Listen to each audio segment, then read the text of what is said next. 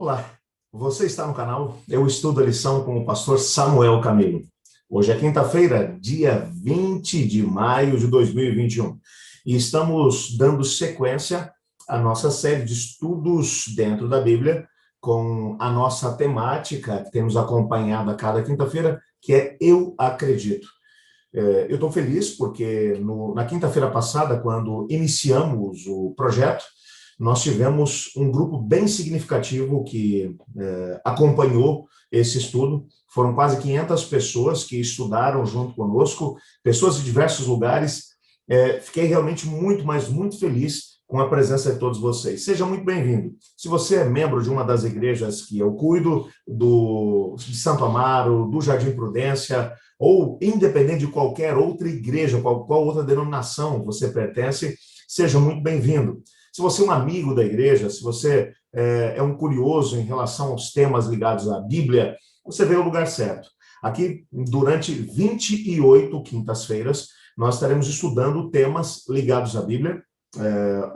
O nosso estudo durante essa série vai ser baseado nas crenças fundamentais dos Adventistas do Sétimo Dia. Você quer conhecer um pouquinho mais? Quer entender por que existem algumas crenças adventistas que às vezes destoam um pouquinho da maior parte dos crentes? Assista com a gente agora essa série e você vai descobrir. O nosso tema de hoje é um tema realmente tremendo. Nós vamos precisar muito do Espírito Santo do Senhor junto conosco para termos uma compreensão mais plena. Vamos estudar a respeito da Trindade Divina. Tema esse que tem sido atacado por muitas pessoas e, ao mesmo tempo, muito mal compreendido por outras. O que a Bíblia tem a falar sobre esse tema? A gente vai descobrir daqui a pouquinho. Antes, entretanto, de podermos começar, eu queria fazer duas coisas com você. Primeiro, nós vamos fazer uma oração. Na sequência, eu vou chamar a vinheta da nossa série, e enquanto a vinheta vai estar rolando, eu quero te pedir que você coloque aí na descrição do vídeo, que você coloque aí o seu nome, o lugar aonde você mora, quem é você. Gostaria de poder te conhecer um pouquinho melhor, para poder saber com quem eu estou conversando, porque afinal de contas, apesar de não ter aí a oportunidade de poder te ver pessoalmente, saber exatamente quem você é, pelo menos olho no olho, eu quero pelo menos ter uma noção de quem são as pessoas que estão com a gente, tá ok? Então, vamos fazer uma oração agora, pedindo ao Espírito Santo para que esteja conosco. Na sequência, vou chamar a vinheta e a gente vai começar o nosso estudo da noite, tá ok? Feche os olhos. Obrigado, Senhor, por tua palavra. Obrigado que através dela podemos ser exortados, podemos ser ensinados. O tema que estudaremos nessa noite, Pai, é um tema realmente muito, mas muito solene. Sabemos que não poderemos esgotar o conhecimento a respeito da tua pessoa, da Trindade Divina. Mas dê-nos o teu Espírito para que possamos compreender pelo menos aquilo que foi revelado em tua palavra. Pois é em nome de Jesus que oramos. Amém. Eu volto já.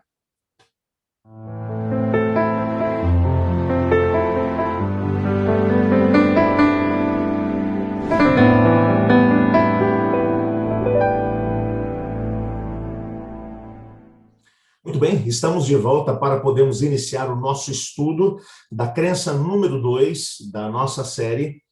Hoje o tema será a Trindade. Você sabe que nós estamos utilizando como material didático esse livro, o livro Nisto Cremos, que é um livro que foi feito por uma grande quantidade de teólogos da Igreja Adventista do Sétimo Dia, sistematizando um pouco daquilo que são nossas crenças fundamentais. Existem pelo menos 6 subtópicos, onde dentro deles encontramos algumas crenças. No primeiro, que é a doutrina a respeito de Deus, nós já estudamos as Escrituras Sagradas e agora vamos estudar a Trindade, que é a crença número 2. Como você já sabe, cada uma das crenças dentro do livro Nisto Cremos, ela começa com um resumo intencional da doutrina. Sobre a Trindade, a segunda doutrina, o resumo vai aparecer na página 26, que diz especificamente o seguinte: há um só Deus, Pai, Filho e Espírito Santo, uma unidade de 3 pessoas coeternas. Deus é imortal, onipotente, onisciente, acima de tudo e sempre presente. Ele é infinito e está além da compreensão humana, mas é conhecido por meio de sua autorrevelação. Deus, que é amor, para sempre é digno de culto, adoração e serviço por parte de toda a criação. Eu sei que aqui tem muita informação, tá bem? O propósito de poder colocar de cara o resumo da crença é para que você tenha uma ideia do que é que a gente vai tentar mostrar à luz da Bíblia dentro do estudo da crença, tá legal? Então, existe um só Deus, Pai, Filho e Espírito Santo. Como é que é isso? A gente já vai tentar compreender um pouquinho disso aqui agora. Eu já quero aproveitar para poder dizer a você que compreender de forma total cada um dos aspectos daquilo que é a Trindade Divina é a mesma coisa que você tentar, com um baldinho, transferir o oceano para dentro de um buraco que você fizer na praia. É impossível. Nós vamos aqui tentar, pelo menos, chegar lá na ponta do iceberg, para podermos conhecer alguma coisa daquilo que Deus mesmo revelou a respeito de si mesmo. Então, para podermos entender aqui algumas coisas, existem algumas coisas importantes aí que nós precisamos entender a respeito de Deus. Primeiro, precisamos entender a importância dos nomes dentro do contexto bíblico. Diferentemente daquilo que acontece hoje em dia, que hoje em dia, quando pais estão esperando um bebê, eles vão procurar listas e mais listas, não estão tão preocupados com o significado do nome. Mas na cultura dos tempos bíblicos era completamente diferente.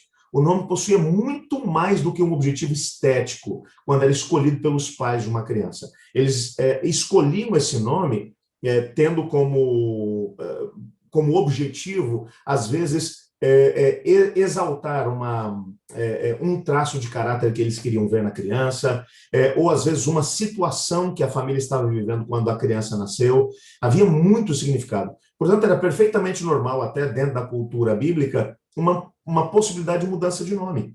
Quando você, um exemplo clássico que você encontra na Bíblia foi o caso de Simão, discípulo de Jesus Cristo, que Jesus mudou o seu nome para Pedro. Jesus tinha um propósito ao fazer isso. Então, dentro do contexto bíblico, o significado dos nomes era algo realmente muito, mas muito importante. Os nomes, eles visavam sempre apresentar uma característica da própria pessoa que levava o seu nome, da personalidade, ou mesmo um significado profético. Por exemplo, quando Jacó e Esaú nasceram, Esaú recebeu esse nome porque Esaú significa peludo. A criança, quando nasceu, tinha muitos pelos, deram esse nome, Esaú, peludo. Ele estava aqui, portanto, o nome estava baseado numa característica física do menino. Mas uma profecia tinha sido feita um pouco antes, quando Rebeca estava grávida e havia muita movimentação dentro do seu ventre, e ela orou e falou: Senhor Deus, estou preocupado com o que está acontecendo com essa criança. E Deus disse a ela, se revelou a ela dizendo: no teu ventre existem duas crianças, você vai dar à luz gêmeos, eles não serão idênticos. Mas, diferentemente daquilo que costuma acontecer dentro da sociedade do seu tempo, o mais velho vai servir ao mais novo. O mais novo vai ser o primogênito, e não o mais velho. O primogênito era o filho mais velho. Como é que o mais novo agora ia ser o primogênito? Então, tinha uma profecia que dizia que esse menino ia tomar o lugar do irmão dele, que nasceria primeiro. E foi tiro e queda. Esaú nasceu primeiro, deram-lhe o nome de peludo, Esaú, e Jacó, a segunda criança a nascer, recebeu esse nome por quê? Porque Jacó significa aquele que toma o lugar do outro. Então, havia um significado profético dentro do contexto desse mesmo nome, ok? É lógico que pelas próprias atitudes que o Jacó teve no decorrer da sua vida, ele acabou dando um outro significado ainda para esse nome, porque ele roubou o irmão, ele mentiu para o pai, e então ele acabou dando um outro significado ainda para esse nome. Por isso, algum tempo mais tarde, quando ele vai ter um encontro real com Deus, Deus vai mudar o seu nome de Jacó para Israel, que significa aquele que luta com Deus e vence. Por quê? Porque havia acontecido uma mudança na vida do próprio Jacó. Então, os nomes visavam isso. Eles estavam muito ligados a Deus ou faziam referência a alguma bênção dele recebida. Por exemplo, quando você olha para o Antigo Testamento, todos os nomes terminados em El têm alguma ligação com Deus, porque El é um dos nomes do próprio Deus. Então, o meu nome é Samuel. Samuel é um nome composto, Shemuel. Shemu, pedido a, ou aquele que foi pedido, ou um pedido que foi feito a alguém. E Deus, então é pedido a Deus. Esse nome foi dado ao menino porque Ana, a mãe do profeta Samuel, ela não podia ter filhos, orou a Deus e disse: se o Senhor me der um filho, eu vou devolver ele para o Senhor. Então, quando o menino nasce, ela dá o nome de Samuel, pedido a Deus. Então, às vezes, os nomes estavam ligados a Deus ou faziam algum tipo de referência a uma bênção recebida dele. O significado do nome, ele escrevia uma característica daquele que o levava, como já mencionamos, o próprio caso do Isaú. Não era incomum que, após uma pessoa assumir uma missão especial, que ela recebesse um novo nome, para dar um sentido ao compromisso que tinha sido assumido. Eu já mencionei aqui pelo menos dois exemplos. Um deles, o exemplo de Pedro. O outro, o exemplo do Jacó. Há ainda um outro, o Esaú, que eu mencionei. Esaú, ele, depois de vender a bênção da sua primogenitura para o seu irmão Jacó, trocando por um guisado vermelho de lentilhas, ele passa a receber o nome de Edom, que significa vermelho. O que significava que ele tinha, o que o lembrava que ele tinha vendido a bênção mais importante da sua vida por um prato de guisado vermelho. Então, às vezes o nome ele era mudado. E na Bíblia encontramos diversos nomes de Deus. Alguns teólogos mencionaram ou chegaram até mesmo a fazer uma lista de mais ou menos 52 nomes para Deus que aparecem na Bíblia toda. Cada um deles descreve um aspecto diferente do caráter de Deus, que é um caráter multifacetado. Deus tem, ele se revelou em vários momentos de acordo com aquilo que era a necessidade das pessoas. Só para você poder ter aí uma ideia, eu trouxe para você alguns deles. Não trouxe os 52, mas trouxe alguns. Por exemplo, El Eloá, o significado desse nome, Deus poderoso, forte, proeminente. Ele aparece em Gênesis capítulo 7, verso 1, e Isaías 9, verso 6. Elohim, esse nome é muito importante. Significa Deus poderoso, forte. Vai aparecer lá em Gênesis 17, verso 7, Jeremias 31, verso 3, e é a forma plural do nome Eloá. Na primeira frase da Bíblia, você já encontra esse nome, mostrando Deus como Criador do mundo. Sempre que vai aparecer esse nome, Elohim, é a forma plural do nome de Deus. Está sempre, já vou abrir aqui um parênteses, está sempre se referindo às três pessoas da Trindade Divina, a ação das três pessoas juntas. Calma, que eu já vou explicar isso daqui a pouco, tá bem? Então guarda esse nome é muito importante. Elohim é o nome plural de Deus. Sempre que é usado, ele está se referindo a Deus ou às três pessoas da Trindade Divina. El Shaddai é Deus poderoso, o poderoso de Jacó, Gênesis 49, verso 24, Salmo capítulo 132, versos 2 e 5, fala do poder supremo de Deus sobre todos, aquele que vence batalhas, aquele que pode fazer absolutamente todas as coisas. Adonai é um outro nome, ele significa literalmente Senhor. Vai aparecer lá em Gênesis capítulo 15, verso 2, em Juízes 6, verso 15. É usado algumas vezes em lugar de Yahweh. A gente já vai ver esse nome daqui a pouco, que é um nome próprio de Deus. Mas os judeus acreditavam que esse era um nome tão sagrado que eles não pronunciavam. Então, ao invés de, quando esse nome aparecia, Yahweh, ao invés de pronunciar esse que era o nome próprio de Deus, eles pronunciavam Adonai. No Antigo Testamento, Yahvé é utilizado em tratamentos de Deus com o seu povo, enquanto Adonai é mais utilizado quando Deus lida com os gentios, com os não-judeus. Mas, de qualquer maneira, sempre que o nome Yahvé aparece nas escrituras sagradas do Antigo Testamento, os judeus pronunciavam Adonai. Esse, portanto, era o nome mais usado no dia a dia quando se referiam a Deus. Significa o Senhor. Um outro nome, é o nome que acabamos de mencionar, que é o tetragrama, como chamamos. Nós não sabemos exatamente como ele é pronunciado, ok? Porque como os judeus acreditavam que esse era um nome muito sagrado, eles não pronunciavam esse nome. Então a pronúncia se perdeu no decorrer da história. Acredita-se que seja algo parecido com Yahweh, ou Yahvé, ou Jeová. Mas o fato é que não sabemos exatamente como ele é pronunciado. É também traduzido para o português como Senhor. Vai aparecer lá em Deuteronômio 6,4, em Daniel capítulo 9, 14, entre outros. É um dos nomes que também mais aparece junto com Adonai na Bíblia. A rigor, é o único nome próprio para Deus. Quando Moisés teve um encontro com o Senhor, lá na sarça ardente, Deus se apresentou a ele como Yahweh, que significa literalmente, eu sou quem sou. Esse nome, ele especifica um imediatismo, uma presença. Yahweh está presente, ele é acessível perto daqueles que invocam o seu livramento. É aqueles que invocam perdão, aqueles que invocam orientação. Tudo isso você vai encontrar lá no Salmo 107, verso 13, Salmo 25, verso 11, Salmo 31, verso 3. É, sem sombra de dúvida, o único nome que vai aparecer na Bíblia que é um nome próprio para descrever Deus. Existem algumas ações que são exclusivas de Deus, ok? E quando eu falar sobre Deus aqui, nesse estudo especificamente, nós temos, às vezes, nós confundimos um pouco aqui a questão das três pessoas coeternas.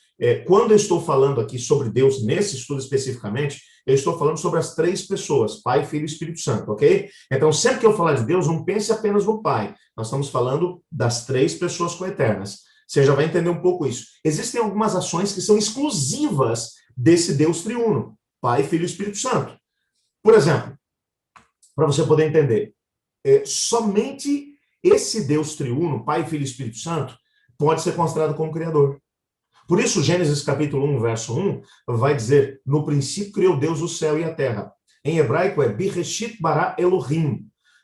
Bereshit, numa antiguidade remota, num começo absoluto, antes que qualquer coisa existisse, Deus criou. E a palavra Deus aqui é Elohim, que é a palavra plural para Deus, demonstrando que Pai, Filho e Espírito Santo estavam envolvidos no processo da criação. Aliás, quando nós olhamos para a Bíblia como um todo, nós percebemos exatamente isso. Lá em João, no capítulo 1, a partir do verso 1, vai dizer, no princípio era o Verbo estava com Deus, o Verbo era Deus, todas as coisas foram feitas por ele, sem ele nada que foi feito se fez, e o Verbo se tornou carne e habitou entre nós. Vimos a sua glória, a glória como do unigênito do Pai. Ele está falando de Jesus Cristo, a segunda pessoa da Trindade Divina, que estava lá na criação. Mas quando você olha para Gênesis capítulo 1, você percebe nitidamente que ali estava também o Espírito Santo. O texto vai dizer, o Espírito de Deus pairava sobre a face do abismo.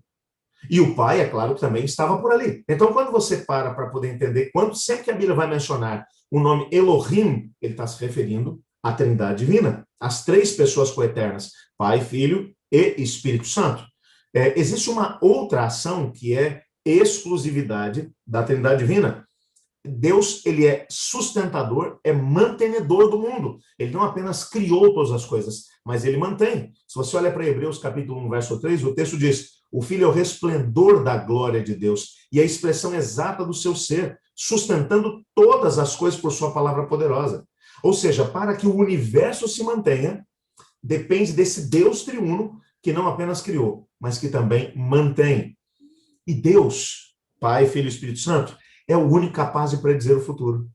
Isaías capítulo 46 vai dizer o seguinte, desde o início faço conhecido o fim, desde tempos remotos o que ainda virá. Digo, meu propósito permanecerá em pé e farei tudo o que me agrada.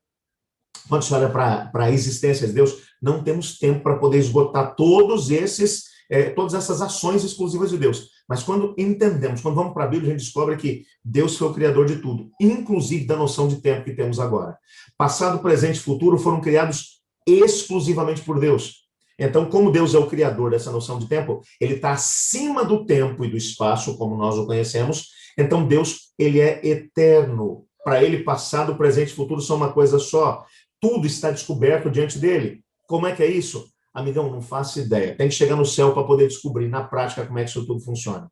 Mas o fato é que Deus, como ele tem um conhecimento do fim antes do princípio, porque ele está acima dessa noção de tempo que a gente tem, então ele é capaz de poder dizer com milênios de antecedência o que vai acontecer. Só para te lembrar que Judas, versículo 14, vai dizer para a gente que Enoque, o sétimo depois de Adão, já estava pregando sobre a segunda vinda de Cristo. Cristo nem tinha vindo a primeira vez, ele já estava pregando sobre a segunda, dizendo que ele viria com milhares e milhares dos seus santos anjos para poder trazer juízo para todas as pessoas.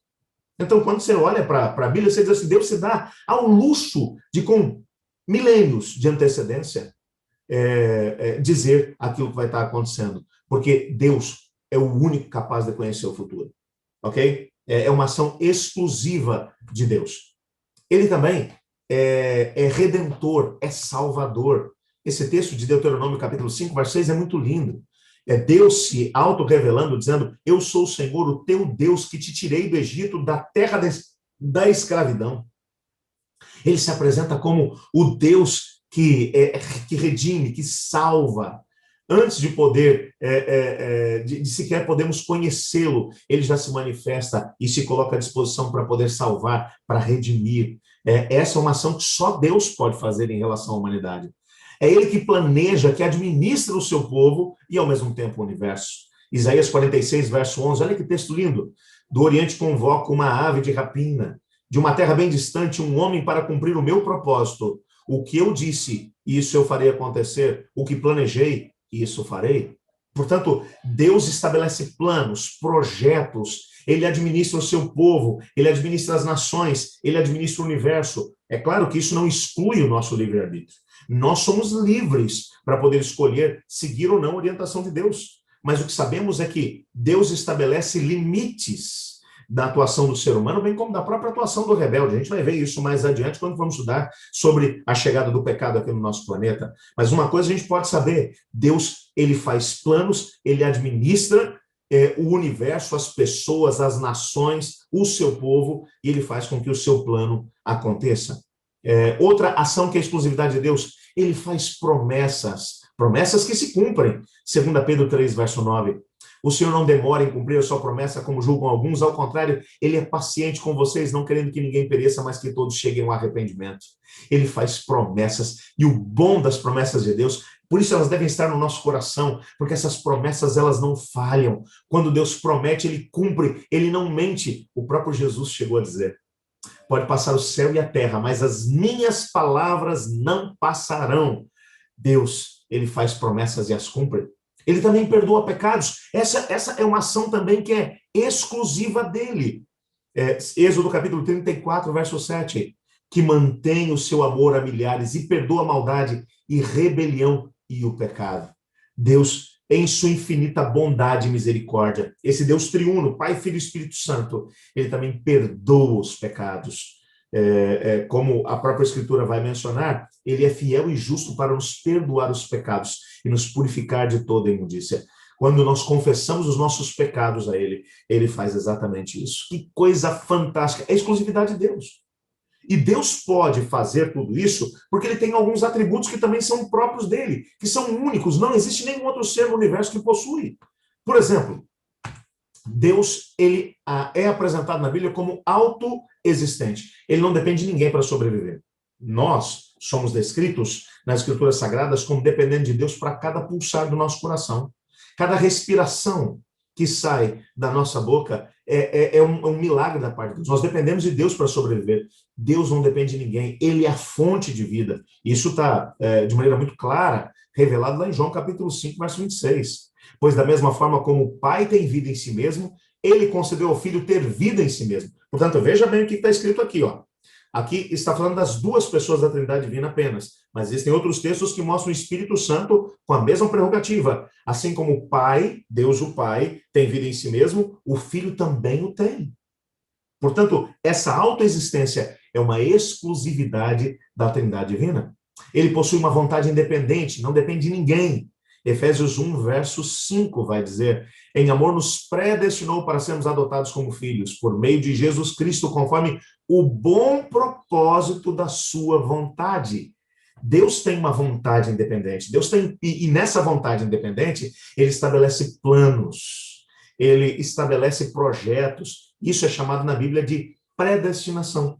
Não como alguns seres humanos querem tentar explicar isso, dizendo que Deus estabeleceu, criou alguns para salvação, outros para perdição, e disse: você pode espernear o quanto quiser que você não pode mudar seu quadro. Não, não é assim. Paulo vai dizer que Deus predestinou todos para a salvação em Cristo Jesus. Ou seja, que ele estabeleceu um plano de salvação para todos. Mas como nós temos liberdade para poder escolher se seremos salvos ou não, a nossa salvação, nesse caso especificamente, está à nossa disposição por parte de Deus. Deus já colocou à nossa disposição, mas nós somos livres para poder aceitar ou não essa salvação, ok? Mas Deus tem uma vontade, e com essa vontade ele estabelece o seu propósito.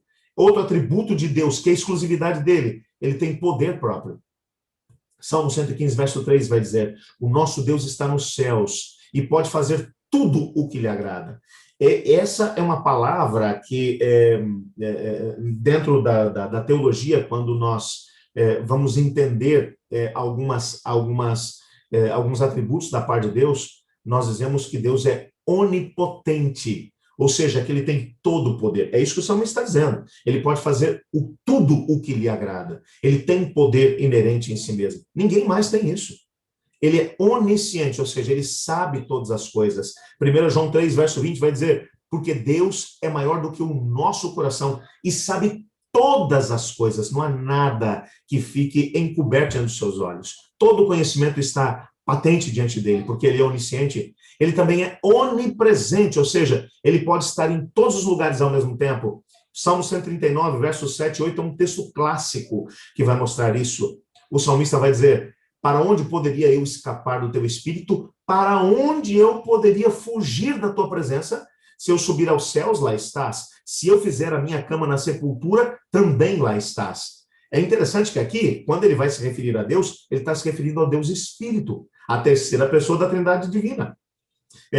Mas a onipresença, ela é uma característica das três pessoas. Existem textos na Bíblia que falam sobre a onipresença do Pai, textos que vão falar sobre a onipresença do Filho, textos que vão falar sobre a onipresença do Espírito. Esse é um texto que está falando do Espírito. Para onde poderia eu escapar do teu Espírito? Para onde poderia fugir da tua presença? Se subir ao céu, tu lá estás. Se fizer a minha cama na sepultura, também lá estás. Não dá para poder fugir de Deus, porque ele está em todos os lugares ao mesmo tempo.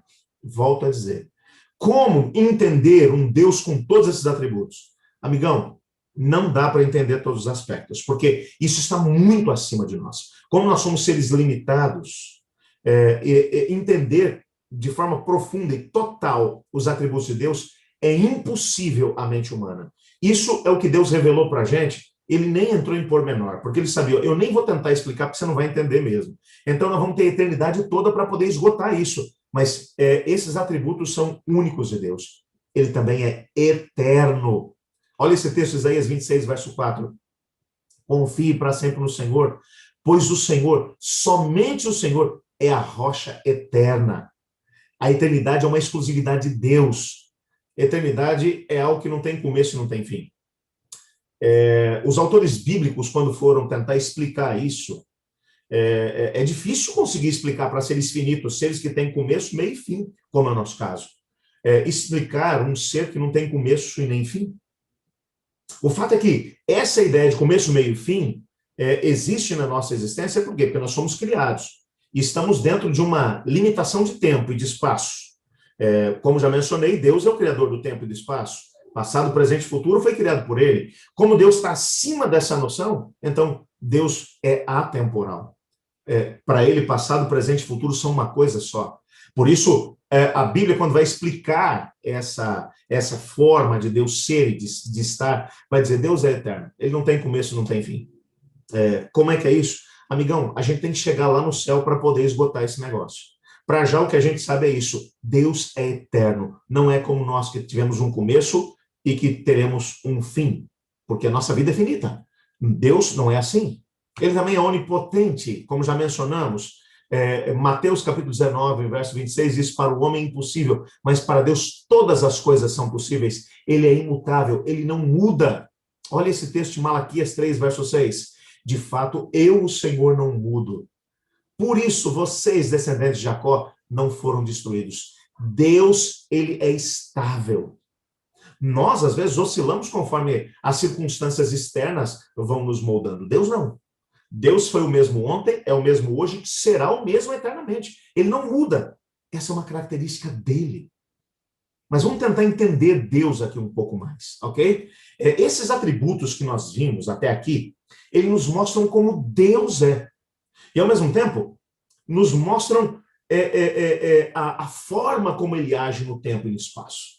Entretanto, o assunto que mais tem gerado discussão entre os teólogos de todos os tempos, quando entram em contato com a Bíblia, é a definição de quem é Deus. Quando você vem falar sobre três pessoas, um só Deus mais três pessoas, isso tem gerado muitas discussões. Então, algumas pessoas dizem que não, na verdade só existe o Pai, Jesus é um semideus, o Espírito Santo é a emanação do Pai. Gente, eu só quero dizer para vocês que hoje vou mostrar para vocês a ideia da Trindade Divina. Nossos próximos 3 estudos serão, especificamente, na Bíblia, o que a Bíblia fala sobre Deus o Pai, depois, o que a Bíblia fala sobre Deus o Filho e o que a Bíblia fala sobre Deus o Espírito Santo. Então, a gente vai depois, nos próximos estudos, a gente vai desmembrar o que a Bíblia fala sobre essas três pessoas. Hoje eu quero te mostrar que a Bíblia fala da existência dos três, que os três são Deus. A primeira coisa que você precisa entender é que Deus é único. A Bíblia é clara ao mencionar isso. Não existe margem para poder dizer, não, nós não adoramos a três deuses. Não, nós adoramos um Deus. Como é que isso funciona? Bom, aceitar qualquer outro Deus seria politeísmo. E como cristãos, nós somos monoteístas, ou seja, nós adoramos a um único Deus. Como é que isso funciona?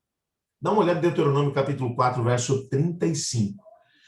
Tudo isso foi mostrado a vocês para que soubessem que o Senhor é Deus e que não há outro além dele. Veja, quando o texto aqui está falando sobre Deus aqui, ele está falando sobre o Deus triuno. Então, o que o Deuteronômio 4 está dizendo é que tudo que foi revelado a nós foi revelado para que soubéssemos que Deus é único. Não existe nenhum outro Deus além dele. Ok? Um outro texto, João 17, verso 3. Essa é a vida eterna, que te conheçam o único Deus verdadeiro e é Jesus Cristo a quem enviaste. Só existe um Deus, mas o próprio Cristo vai dizer, já se coloca junto com ele, em pé de igualdade. Na estrutura gramatical grega desse texto, Jesus se coloca exatamente em pé de igualdade com o Pai. Só existe um Deus verdadeiro. Aí aqui ele está falando de duas pessoas. Depois, ele já tinha falado sobre a terceira pessoa da Trindade Divina que ele ia enviar, o Espírito da Verdade, que também é Deus, um como ele mesmo e com o Pai. Mas o fato é que existe um Deus. A gente já vai explicar um pouco melhor isso, ok? Bom, uma coisa que precisamos entender aqui, eu já adiantei um pouquinho essa situação, é que a Bíblia vai dizer que Deus é plural, ok? Apesar de percebermos que Deus é único e que não há outro além dele, nós percebemos também na Bíblia que Deus é apresentado agindo na história de forma plural. Algumas pessoas querem dizer, não, isso são emanações do único Deus. Às vezes ele aparece como Pai, às vezes ele aparece como Filho, e às vezes ele aparece como Espírito Santo. Não, não é isso que a Bíblia fala. A Bíblia fala sobre três pessoas distintas. A gente vai ver isso. Deus, ele é plural. Olha só, dê uma olhada, esses textos são fantásticos, que vão mostrar aqui a ideia desse Deus plural. Gênesis 1, verso 26, vai falar do momento em que esse Deus plural vai criar a humanidade. E o texto vai dizer, então disse Deus, Elohim, o Deus plural, façamos o homem à nossa imagem, conforme a nossa semelhança. Você consegue perceber ali o aspecto plural? Se aqui Deus quisesse demonstrar que a criação do ser humano foi exclusividade de uma pessoa da Trindade Divina, ele diria assim, ó, farei o homem à minha imagem, à minha semelhança. Mas como os três indivíduos da Trindade Divina estavam lá, então eles disseram, façamos o homem à nossa imagem, conforme a nossa semelhança. Essas palavras provavelmente foram ditas pela segunda pessoa da Trindade Divina. Como é que sabemos disso? Porque João, no capítulo 1, vai dizer que o verbo da Trindade Divina, aquele que verbaliza a vontade da Trindade Divina, é a segunda pessoa. Portanto, aquele que depois da encarnação ficou conhecido como Jesus Cristo da cidade de Nazaré. Portanto, aqui é o aspecto plural. Olha esse outro texto, Gênesis 3, verso 22.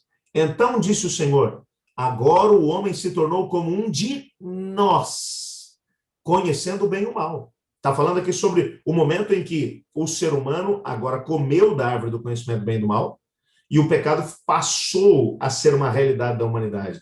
Deus, como é atemporal, ele conhece passado, presente e futuro, ele já tinha um conhecimento teórico a respeito do pecado, não experimental. Mas ele agora vai dizer, é uma conversa da Trindade Divina. Agora o homem se tornou como um de nós. É claro, se são três pessoas, tem que ser nós.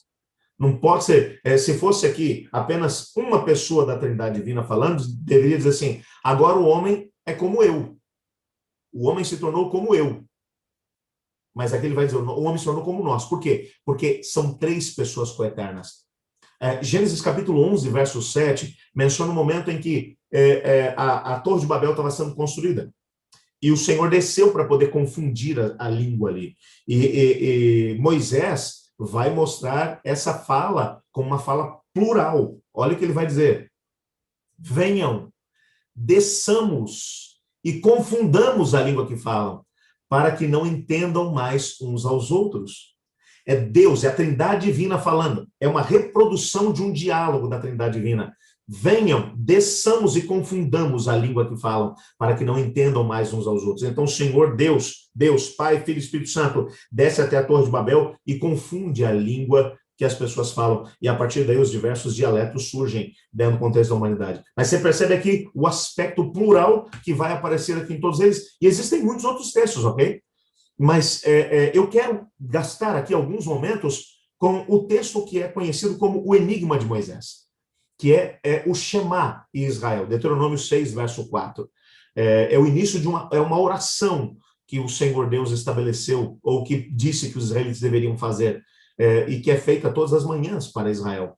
É o Shema Israel. Ouça, ó Israel, o Senhor, o nosso Deus, é o único Deus, o único Senhor. Esse texto aqui para nós, no português, nós perdemos um pouco daquilo que são as nuances que aparecem no original em hebraico. Aqui vai aparecer alguma coisa muito interessante. Olha, em hebraico, o texto é Shema Israel, Adonai Elohenu, Adonai Echad. Essas palavras são muito importantes. Por quê? Quando o texto na tradução, ouve Israel, o Senhor, veja, Adonai, o Senhor aqui é Adonai. Nosso Deus, o termo Deus aqui é Elohenu, que é uma forma do nome Elohim, que é o nome plural de Deus. Então, Adonai, aí vem o nome plural, Elohim, aí vai aparecer de novo Adonai, que é o Senhor, Deus plural, é o único Senhor. É o único Deus, é o único Adonai, é o único Senhor.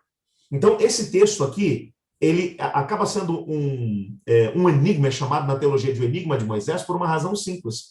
Porque Moisés está dizendo que só existe um Deus, só existe um Senhor, o Adonai, ok? Só existe um Adonai. Aí vem aparecer aqui essa frase aqui, essa palavra aqui, ó, Echad. Echad é único. A gente já vai ver um pouquinho sobre o que significa esse negócio de ser único aqui. Mas daí, quando ele vai dizer que só existe um único Deus, ele vai usar a palavra Elohim, ou uma variação dela, Elohenu. Um Deus plural. Só existe um Deus. O que ele está dizendo é só existe um Deus plural. Portanto, é realmente complexa a situação. Nesse texto, Adonai, que é um dos nomes de Deus, é apresentado como o Elohim, que é a forma plural do nome de Deus. Então, Moisés descreve Deus como único, mas para descrever esse Deus único, ele usa uma forma plural do seu nome. Sendo assim, nós temos que entender que o Deus único é composto por 3 pessoas coeternas. Por isso ele é plural. Por isso, nos textos que vimos anteriormente, e poderíamos citar muitos outros, Deus vai dizer, façamos o homem à nossa imagem. Agora o homem se tornou como nós. Desçamos e confundamos a linguagem dos seres humanos. É o Elohim, é o Deus plural se manifestando. Só existe um Deus, que é uma unidade de 3 pessoas coeternas, únicas, diferentes entre si. Veremos, depois, ao estudar sobre o Pai, sobre o Filho e sobre o Espírito Santo, que diferenças eles têm na sua personalidade. Mas eles são um em propósito. Eles são um. É como se fosse uma família. Eu já vou explicar um pouco mais isso aqui. Para poder entender um pouco esse Deus único, que é plural, nós precisamos entender o seguinte. Em hebraico, existe mais de uma palavra para descrever algo ou alguém que é único. 2 palavras, ok? A primeira palavra é Echad, que é a palavra que vai aparecer lá em Deuteronômio, que nós vimos. Ouve, ó Israel, o Senhor nosso Deus é o único Deus. É a palavra Echad. Essa palavra é um entre outros, é uma unidade composta. Como, por exemplo, quando você tem um cacho de uva. É um cacho de uva. Mas quantas uvas compõem esse cacho? São várias uvas. Então, quando o texto vai aparecer, ele escreve uma unidade composta. É um que é composto de vários. Quando você fala, por exemplo, de um governo único, o governo ele é composto por várias pessoas que comandam uma determinada nação. Um único exército, quando é Echad, é um exército que é um só, mas ele é composto por vários indivíduos. Então, é uma unidade composta. Echad nunca é utilizado como uma unidade absoluta, que seja o único, como quando eu diria assim, ó, 1 grão de uva, 1 grão de arroz, uma pessoa, aí você tem que usar Yashid. Yashid é uma unidade absoluta. Então, quando você está trabalhando com uma unidade composta, que é como eu mencionei, um cacho de uvas, que é um cacho só, mas que é composto por várias uvas, tem que ser Echad, não pode ser Yashid. Então, se Deus estivesse lá, através de Moisés, lá em Deuteronômio, no nosso texto, dizendo que existe apenas uma pessoa divina, então ele tinha que usar Yashid, ele não podia usar Echad. Então você percebe que as duas palavras que vão aparecer ali para escrever esse Deus que é único, uma é Elohim, que é a forma plural do nome de Deus, e a outra é Echad, que é uma unidade composta. É um Deus que é composto por, nesse caso, por 3 pessoas. A gente já vai ver isso aí dentro dessa ideia. Só alguns exemplos na Bíblia de Echad, para você ver que isso é realmente uma verdade. Ó, Gênesis 2, verso 24, quando vai descrever o casamento entre um homem e uma mulher. Por essa razão, o homem deixará pai e mãe e se unirá à sua mulher, e eles se tornarão uma só carne. Echad. Então, veja, quando agora existe um casamento, você não tem mais 2 pessoas, você tem uma só. Não, você continua tendo 2 pessoas. Mas a união que acontece dentro do casamento, que é único, forma agora um casal. Então, essa unidade, o casal, é Echad, não é Yashid. Ok? Se fosse agora uma só pessoa, tinha que ser Yashid, não pode ser Echad. Então, uma ali é Echad. Um outro exemplo, Números capítulo 13, verso 23. Quando chegaram ao vale de Escol, cortaram um ramo do qual pendia um único cacho de uvas. Está falando aqui sobre os espiões, quando retornaram depois de espiar a terra durante 40 dias, eles trouxeram um cacho de uva. E o texto traz aqui de forma bem interessante, um único cacho de uvas. O termo único aqui é Echad. Se fosse um grão de uva, tinha que ser Yashid. Mas como é um cacho, que é uma unidade composta, que é um cacho composto por várias uvas, então tem que ser Echad. Senão teria que ser Yashid, se fosse uma só. Não sei se você está entendendo aquilo que a gente está dizendo aqui. É esse termo que é utilizado para poder descrever o Deus único, que é uma unidade composta. Então, se Moisés estivesse falando exclusivamente sobre uma única pessoa, Deus é uma pessoa só, então ele teria que usar Yashid. Ele não poderia usar Echad, mas ele vai usar Echad, porque Echad significa um Deus, um Deus que é plural, Elohim, mas que é uma unidade composta, uma unidade de 3 pessoas. Então, Deus é a união de 3 pessoas coeternas com um propósito único. Eles têm a mesma natureza, então todos os atributos que nós vimos ali descritos sobre como Deus eles têm que aparecer nas 3 pessoas da Trindade Divina. Porque é a exclusividade deles. Mas juntos eles formam Deus. Deus é essa unidade de 3 pessoas coeternas. Um vai complementar o outro. Então agora vamos falar um pouquinho sobre Trindade. O termo Trindade ele não aparece na Bíblia, ok? Nenhuma vez ele vai aparecer. Mas o seu sentido, que é no sentido de que existem 3 pessoas coeternas que compõem uma divindade, se encontra abundantemente, principalmente no Novo Testamento. É claro, no Antigo Testamento você encontra as 3 pessoas lá. Mas juntas você vai encontrar somente no Novo Testamento. E são vários os textos. Eu selecionei alguns deles para poder trazer para vocês. Lucas capítulo 1, verso 35. Olha esse texto tremendo. O Espírito virá sobre você. Está falando aqui sobre o momento da concepção de Maria, quando Maria ficaria grávida. Maria, o anjo Gabriel chega para ela e fala assim, Maria, você foi escolhida para poder ser a mãe do Messias. E ela vai dizer, como vai ser isso se eu ainda sou virgem? Eu não tive intimidade com Zé. Estou prometida para poder me casar com ele, mas ainda não casamos. O casamento não foi consumado. Aí o anjo Gabriel vai dizer, o Zé não vai ter nada a ver com isso, porque a criança vai ser chamada filho do Altíssimo. Ok? Então vou te explicar como é que isso vai acontecer. Aí vem esse texto. O Espírito Santo virá sobre você. Ó, terceira pessoa da Trindade Divina. E o poder do Altíssimo, primeira pessoa da Trindade Divina, o Pai, a cobrirá com sua sombra. Assim, aquele que há de nascer será chamado Santo Filho de Deus, segunda pessoa da Trindade Divina. Então, você percebe aqui nitidamente que o texto está falando de três pessoas coeternas. Está falando aqui, ó, o Espírito Santo, terceira pessoa, viria sobre a Maria. Ele iria coordenar o processo da concepção da Maria. E o poder do Altíssimo, aqui, primeira pessoa da Trindade Divina, cobriria com sua sombra. Como é que seria isso, gente? A gente não faz ideia, na prática, de como é que isso aconteceu. A gente sabe que a obra foi deles. E o resultado disso seria quem? O Filho de Deus, Jesus, segunda pessoa da Trindade Divina. Outro texto, Mateus 3, versos 16 e 17, falando sobre o batismo de Jesus, outro momento em que as três pessoas da Trindade Divina aparecem. Olha que interessante. Assim que Jesus foi batizado, estamos falando de Jesus, segunda pessoa da Trindade Divina. Assim que Jesus foi batizado, saiu da água. Naquele momento o céu se abriu. E ele viu o Espírito de Deus descendo como pomba, pousando sobre ele. Terceira pessoa da Trindade Divina, está descendo sobre ele. E então, uma voz do céu disse: esse é meu filho amado em quem me comprazo. Quem disse isso? Primeira pessoa da Trindade Divina. Então você tem, o texto fala, primeiro, que a segunda pessoa da Trindade Divina estava na água, foi batizado. Na sequência, a terceira pessoa da Trindade Divina vem sobre ele em forma de pomba, o Espírito Santo. E então, a primeira pessoa da Trindade Divina, o Pai, se manifesta e diz: esse é meu filho amado em quem me comprazo. Então aí você encontra as três pessoas coeternas juntas.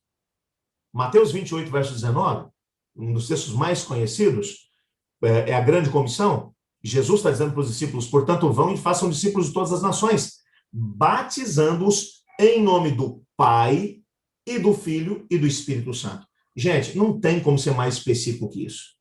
Por que uma pessoa deveria, no rito de iniciação ao cristianismo, quando ele fosse batizado, ele teria que ser batizado em nome do Pai, do Filho e do Espírito Santo?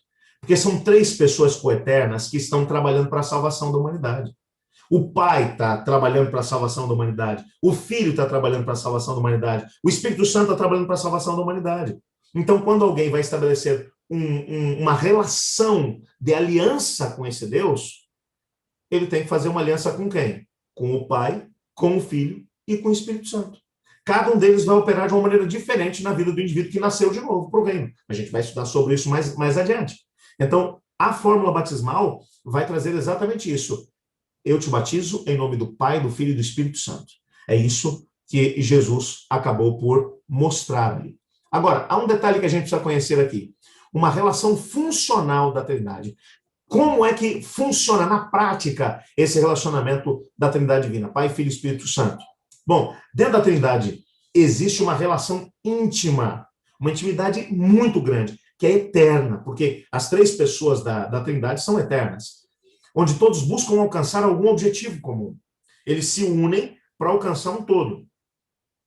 Para isso, entre eles existem funções específicas desempenhadas por cada indivíduo.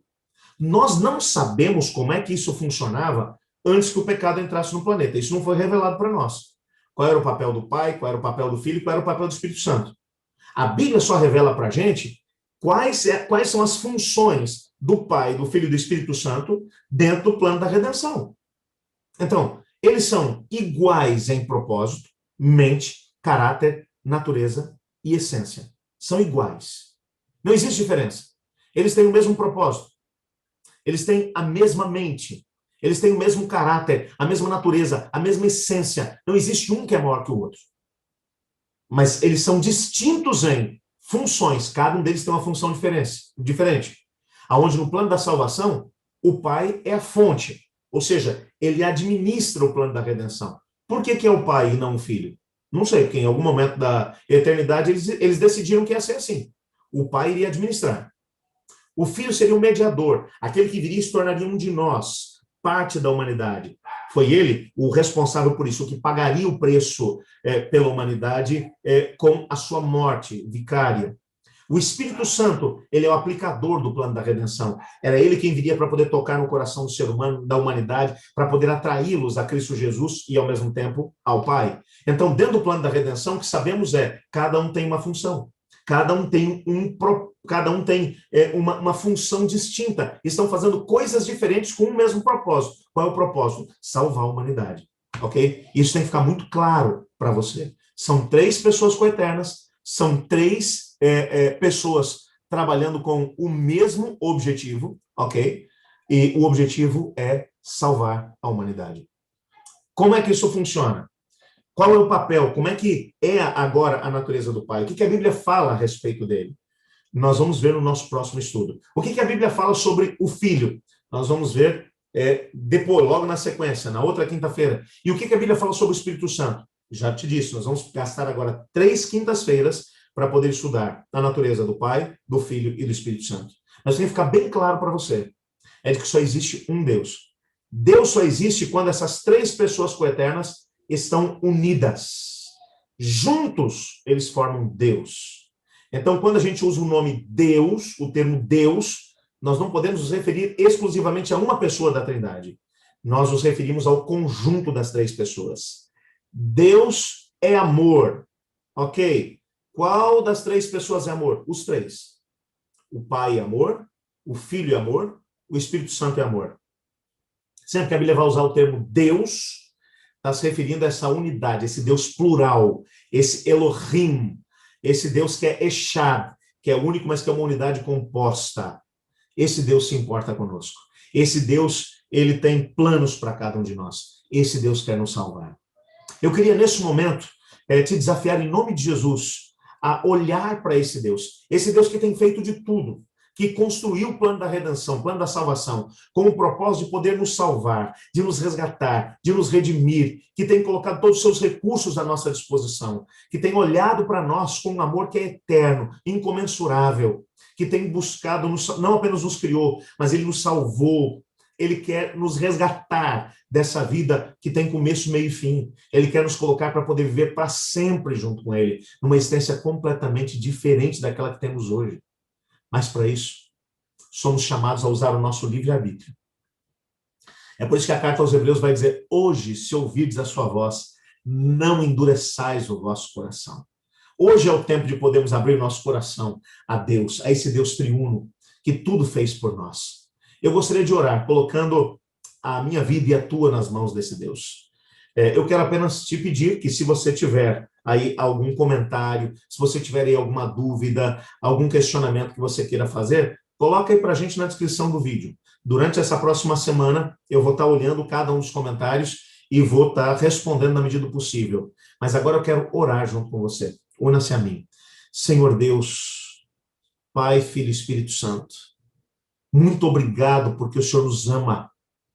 Muito obrigado porque o Pai administra o plano da redenção. Muito obrigado porque o Filho veio, tornou-se um de nós, o nosso representante, morreu por nós, pagou o preço exigido pelo pecado e voltou e faz mediação por nós junto à Trindade Divina. Obrigado, Espírito Santo, porque o Senhor está conosco o tempo todo, não nos abandona, toca no nosso coração e na nossa mente o tempo todo para podermos entregar a Cristo, para termos um compromisso com o Pai. Eu peço agora, Senhor, que o Senhor possa trabalhar no coração de cada um desses amigos e amigas que estão orando comigo neste momento, para que eles abram o coração para que esse Deus triuno possa agir, trabalhar na vida deles, e que uma aliança seja estabelecida com esse Deus triuno. Pois é em nome de Jesus que oramos. Amém. Muito obrigado pela sua companhia dentro do nosso estudo hoje. Não se esqueça que na quinta-feira que vem, nós vamos estudar sobre a primeira pessoa da Trindade Divina, Deus o Pai. O que a Bíblia tem a falar sobre ele? Você não pode perder. Se você foi abençoado por esse estudo, faz uma coisa agora. Pega o link aí desse vídeo e manda aí para um amigo seu, para alguém que você acha que possa ser abençoado através desse estudo. Até quinta que vem.